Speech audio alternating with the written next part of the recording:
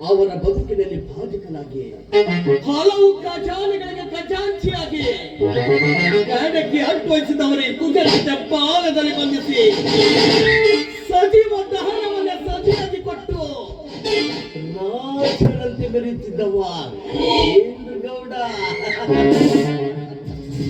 ಈ ಗಜೇಂದ್ರ ಗೌಡ ಹೇಗಿದ್ದ ಅದರ ಮಜವೇ ಬೇಕು. ಮನೆಗೆ ಮೇಲಾದ ದೇವೇಂದ್ರನಂತೆ ವೈಭವದಿಂದ ಕಾಲ ಕಳೆಯುವ ಈ ಗಜನ ಭುಜದೊಳಗೆ ಬಂದಿಯಾಗದೇ ಇರುವ ಲಲನಾಮಣಿಯರು ಯಾರಿದ್ದಾರೆ? ಗಜರಾಜ ಹೋದ ಕಡೆ ಮಾನ ಸಮ್ಮಾನಗಳು ನಿರೀಕ್ಷಿತ.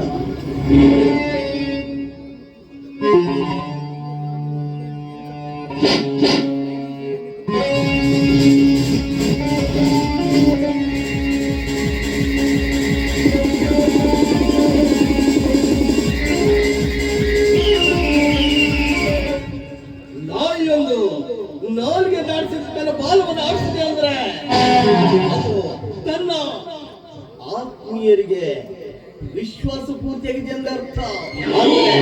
ಅಂತ ನಾಯಿಗಳು ನನ್ನ ಹತ್ರ ಇರುವಾಗ ಈ ಗದನ ತೋಳಿಗೆ ಬರುವವರು ಆದ್ರೂ ಒಂದೇ ತರದ ಚಂದ್ರನಿಗೆ ನನ್ನ ತಮ್ಮ ರಾಘವ ಹಾಗೂ ಅವನ ಹೆಂಡತಿ ಸೀತಾ ತ್ರೇತಾಯುಗದ ರಾಮ ಸೀತರ ಹಾಗೆ ಕಲಿಯುಗದ ಆದರ್ಶ ದಂಪತಿಗಳಿವರು. ವಸ್ತುವಿನ ಮೇಲೆ ಪ್ರೀತಿ ಆಸಕ್ತಿ ಎಷ್ಟಿದ್ರು ಕಣ್ಣು ಮುಂದೆ ಇರುವ ವಸ್ತುವಿನಲ್ಲಿ ಇರುವುದಿಲ್ಲ. ಅದೇ ಬಿಗ್ ಮಿಸ್ಟೇಕ್. ಆ ಕನಕ ಲಂಕೇಶ್ವರ ದರ್ಶಕಂಠ ರಾವಣ ಎಲ್ಲೋ ಇರುವ ಸೀತೆಗಾಗಿ ಸೋತಾಗ ನನ್ನ ಕಣ್ಣು ಮುಂದೆ ಇರುವ ಆ ದಂತದ ಪುತ್ರನ ಸೀತೆನ ಯಾಕೆ ನೆಗ್ಲೆಕ್ಟ್ ಮಾಡಿದೆ? ಯಾಕೆ ಮುಂದುವರ್ತಾಗ್ತಾ ಇಲ್ಲ.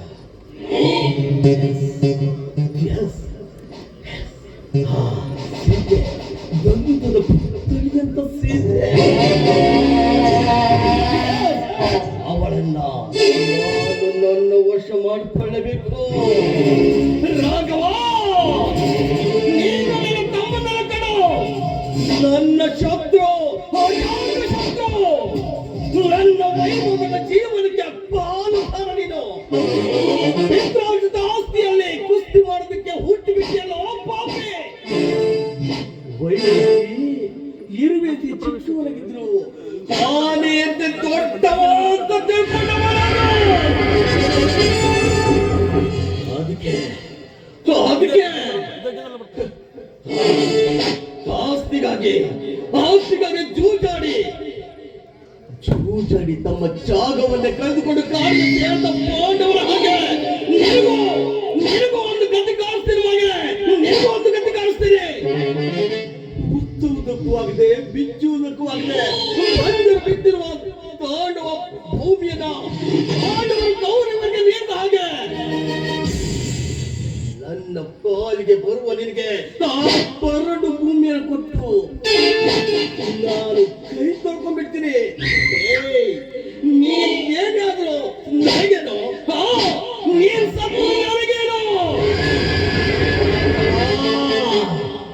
ಬರ್ತೀನಿ ಕಣೋ.